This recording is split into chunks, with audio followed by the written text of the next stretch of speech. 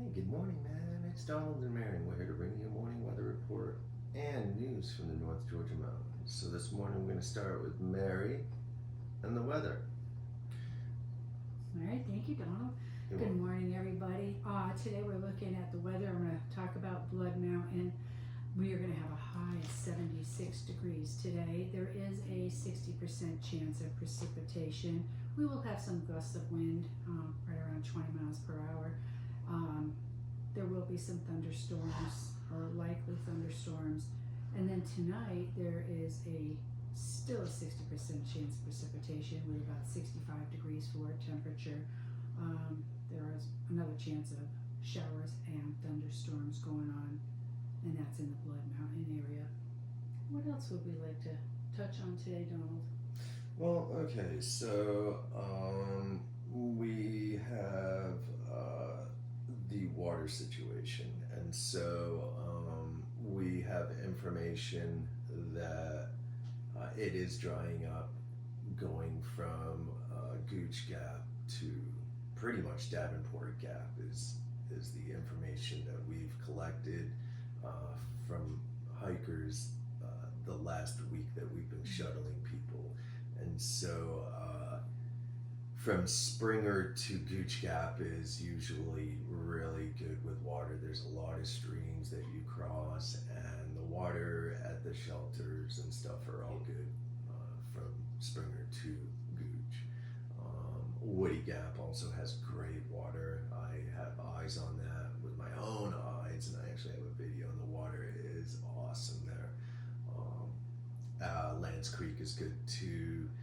But the usual spots that the water dries up at, like Woods Hole Shelter, Slaughter and stuff, man, places like that, you're gonna find that they are either really at a very slow trickle or dried up completely. Now, a trickle is better than nothing, so it just may take you a little bit longer to fill up. But yeah, that's what we have going on for water.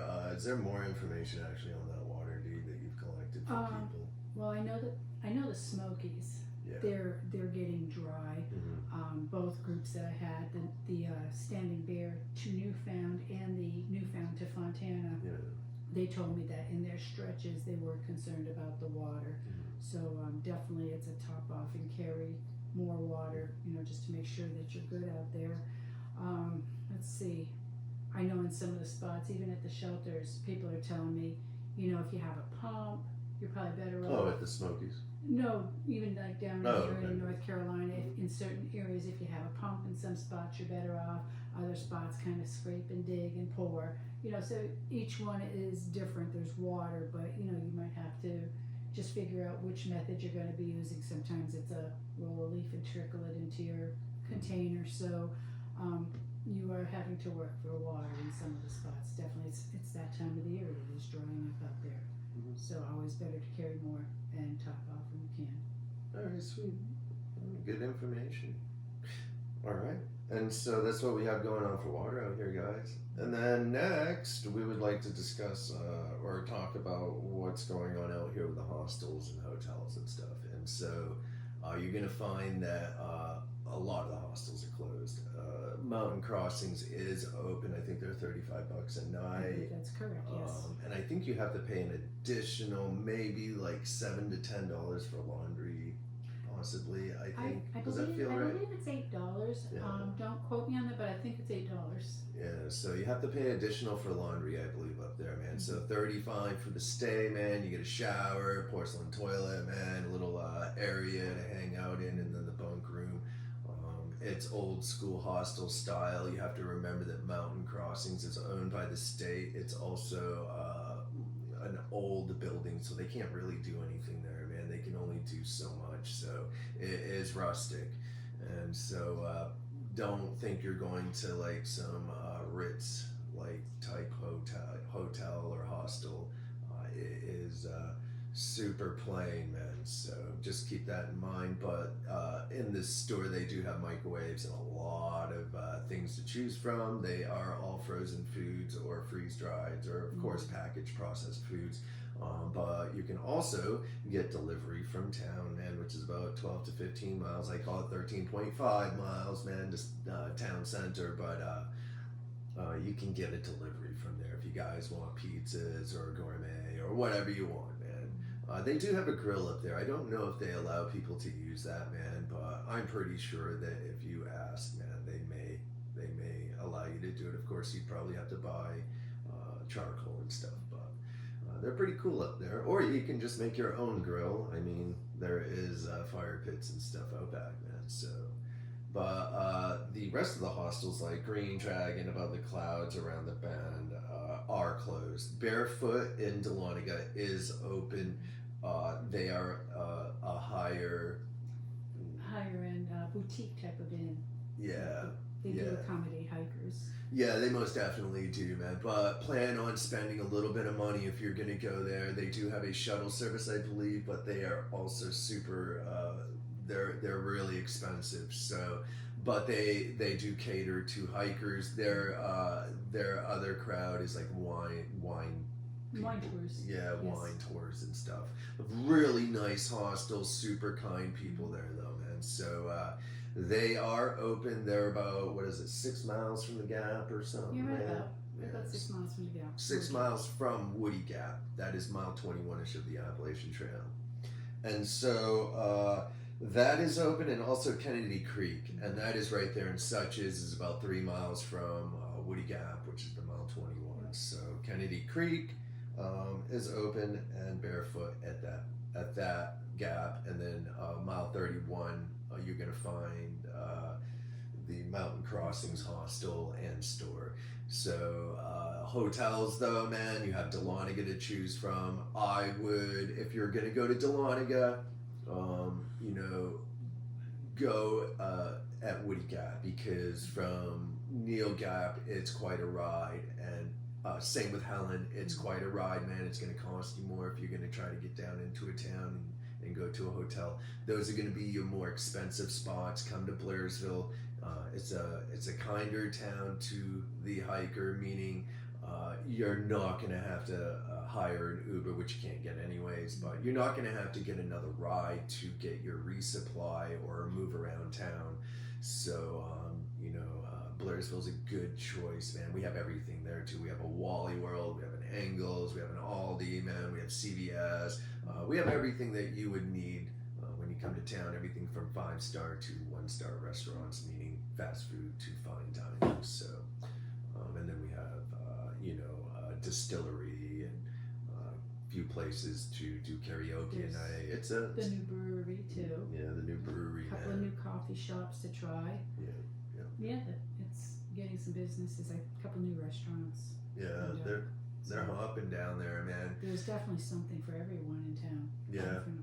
Yeah, and it's a hop, skip, and a jump away from all the hotels. So, and we have a movie theater for people that are taking a couple down days, and a bowling alley. So, just little fun things you can do while you're in town and taking a break and, taking a rest. So, then you're going to hit Hogpen. You can either go to Helen at Hogpen or Tesnity, or come back to Blairsville. And then you'll move on to Unicoi Gap, and then Hiawassee, Helen. The hostels up there are closed. Around the Bend's closed. The Green Dragon's closed, man.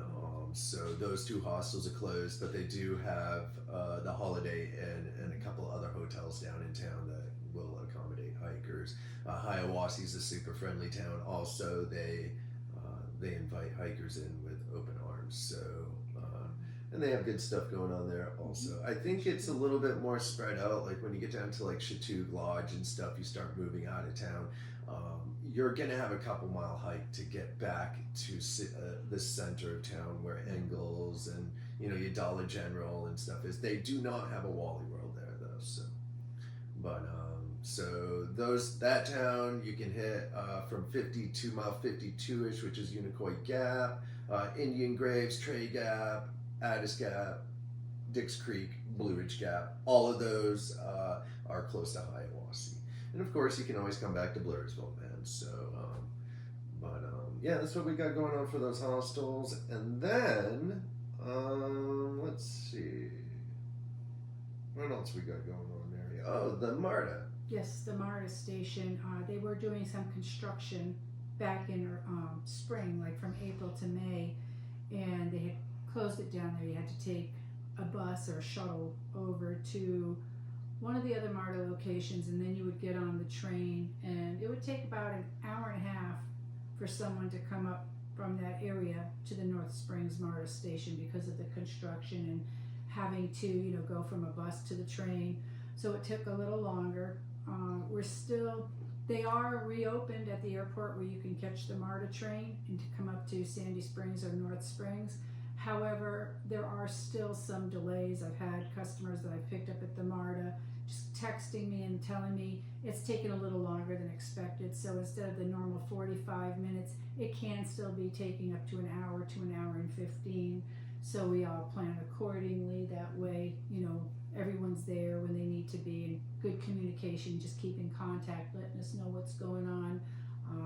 That takes care of a lot of the issues right there, just saying, hey, this is still taking a little more time, which it is, but it's nowhere near the hour and a half to hour and 45 like it was. So running a little bit smoother. Okay, so great. So the MARTA station, is back at the airport, and that's what we have going on there. So also we're gonna do a little, probably 5-minute episode, or we're gonna film us talking about some snakes, man, because the snakes are out right now, and they like to lay across the trail and sun. So the snakes down here in Georgia and North Carolina, you're going to run into the copperhead and the timber rattler. Both are super poisonous. The copperheads sometimes dry bite a lot of the times, from what I've read and stuff, man, and stories that I've heard, and of course YouTubing. And so anyways, man, but from what I understand, they dry bite, but they will mess you up. Most people do not die from a copperhead bite, but the timber rattlers, man, they will mess you up pretty good, man. So you do not want to get bit by either snake. So be aware of them right now. They are all over the place, man. So just be aware that they are on the ground, on the trail, and watch out for them. Copperheads, man, if they got a Hershey kiss pattern, that's a copperhead, man. But we're gonna do a little video on it, so give us a few days. So be aware of snakes, and I think that's about it, man. Touched on about everything we wanted to touch on for you guys, man. So we're gonna end it here and get on with our day. And if anyone needs us, give us a jingle, and we'll do our best to assist you. Otherwise than that, man. Peace.